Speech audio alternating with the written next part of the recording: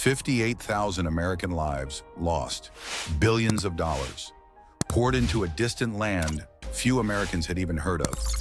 An army unmatched in technology and training, once thought invincible, forced to withdraw in defeat. But how could the sacrifice of so many, the commitment of so much, lead not to victory, but to humiliation? Today, we journey back to the battlefields of Vietnam. We peel back the layers of politics, strategy, and tragedy to uncover the hidden truths behind one of the most misunderstood wars in human history. In 1955, America stepped into a tiny nation on the far side of the world, Vietnam, driven by a simple and powerful belief. The mission? Stop the spread of communism, contain the so-called domino effect, the fear that if one nation fell, others across Asia would tumble after it. And most of all, preserve the global dominance America had claimed in the ashes of World War II. Under presidents like John F. Kennedy, American involvement deepened. First came the advisors, Green Berets, CIA operatives, and military trainers, sent to shore up South Vietnam's fragile government. The goal seemed clear, even noble: defend democracy, protect freedom, halt tyranny before it could spread further.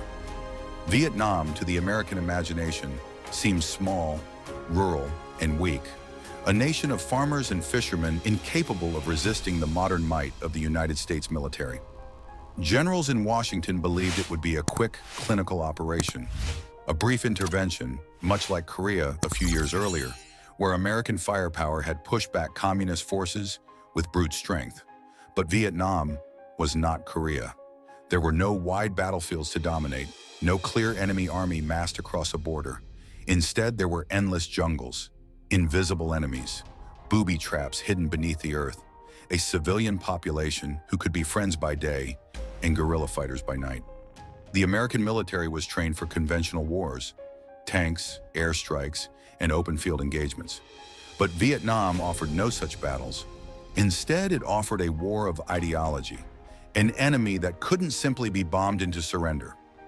Every soldier killed, every village destroyed, only deepened the enemy's resolve. America had entered Vietnam expecting a short, decisive campaign. Instead, it was walking into a labyrinth of resistance, history, and nationalism it did not understand. The war America thought it couldn't lose had just begun. In traditional wars, victory comes with territory gained, cities taken, armies defeated, borders moved. But in Vietnam, there were no clear front lines.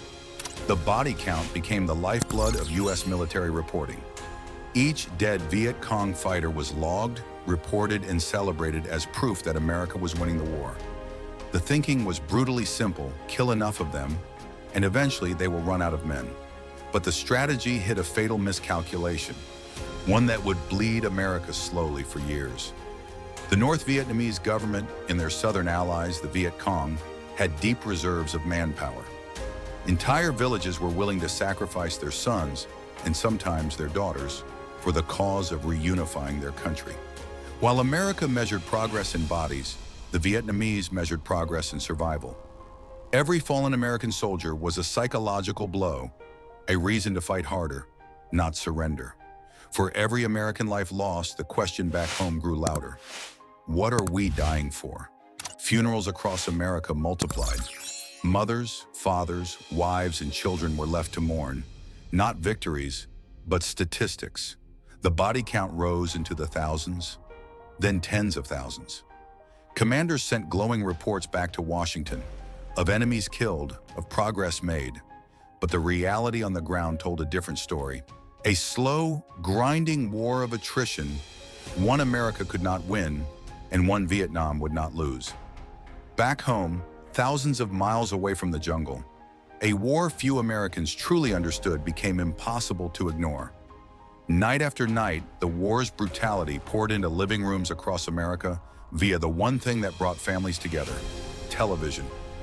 Walter Cronkite, America's most trusted voice, stood in front of the nation, reporting the horrors unfolding in Southeast Asia.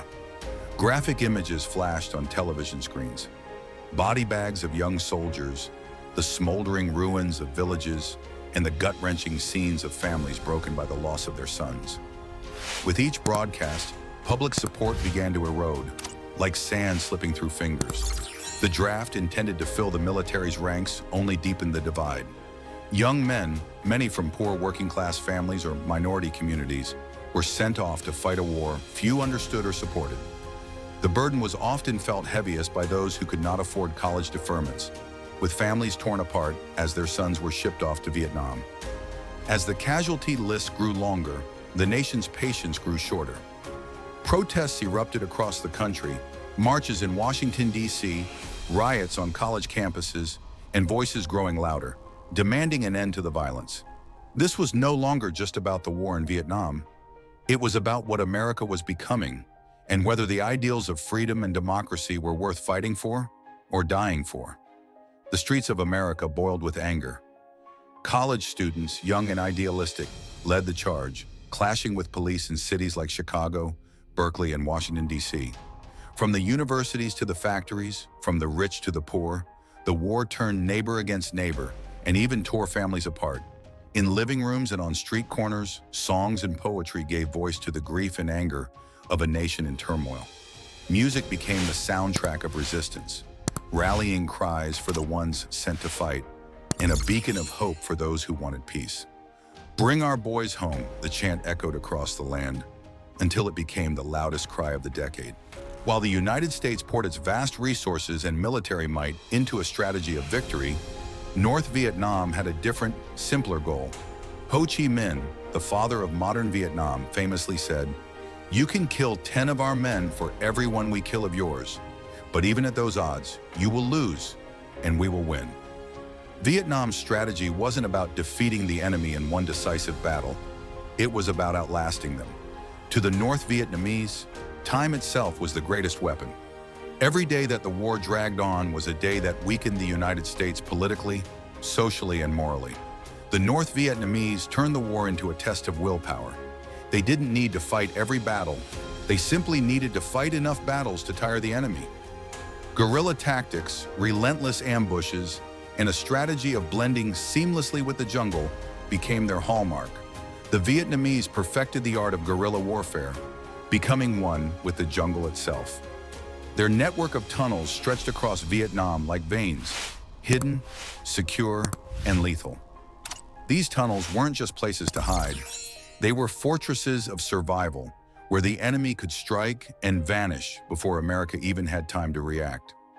For the U.S. forces, the jungle was an enemy in itself, dense, suffocating, and impenetrable. Every step felt like a countdown to an inevitable ambush. American soldiers were trained for conventional warfare, open fields, decisive battles.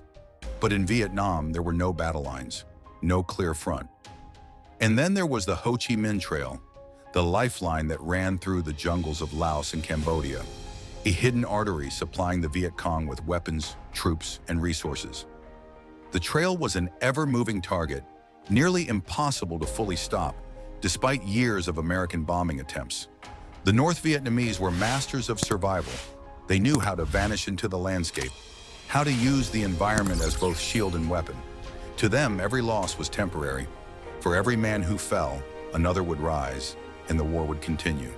To the Vietnamese, the jungle wasn't a battleground, it was home. It was where they fought, where they lived, and where they buried their dead. And with every passing year, the gap between the U.S. and the North Vietnamese grew wider.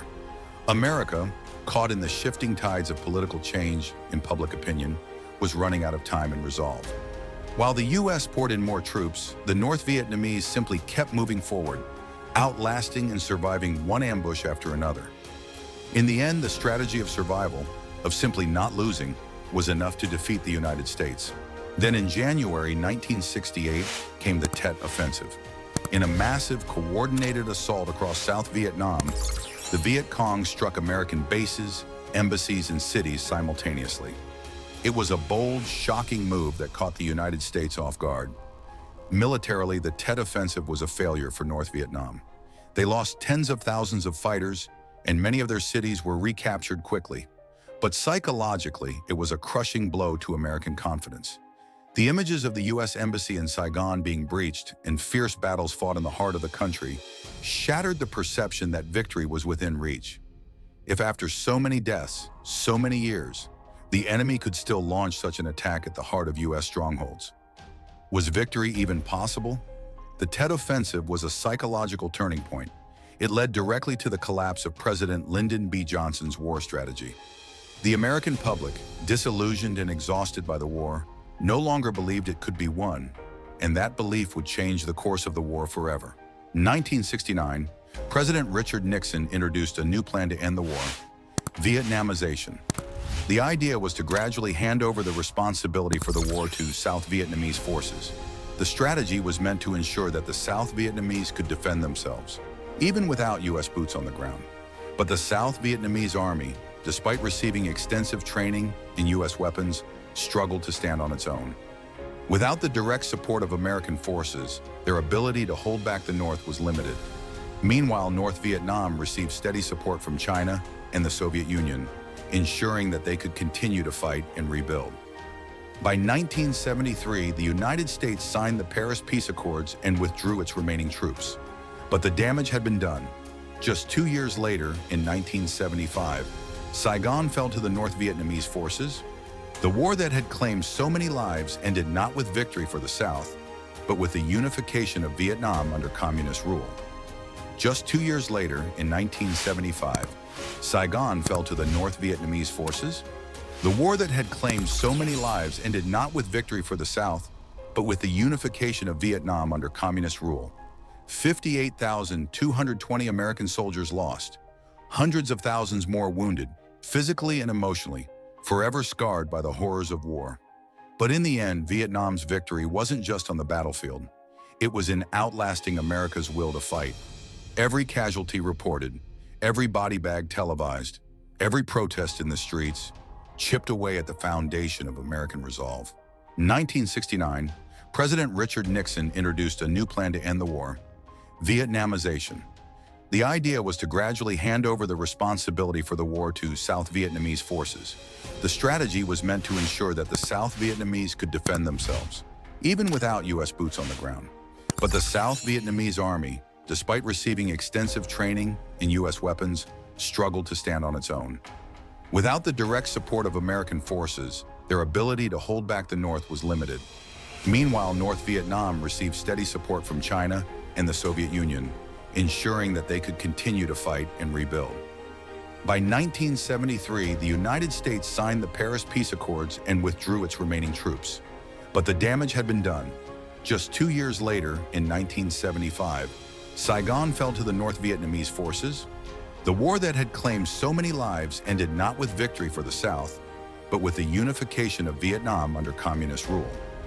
Just 2 years later, in 1975, Saigon fell to the North Vietnamese forces. The war that had claimed so many lives ended not with victory for the South, but with the unification of Vietnam under communist rule. 58,220 American soldiers lost, hundreds of thousands more wounded, physically and emotionally, forever scarred by the horrors of war. But in the end, Vietnam's victory wasn't just on the battlefield. It was in outlasting America's will to fight. Every casualty reported, every body bag televised, every protest in the streets, chipped away at the foundation of American resolve.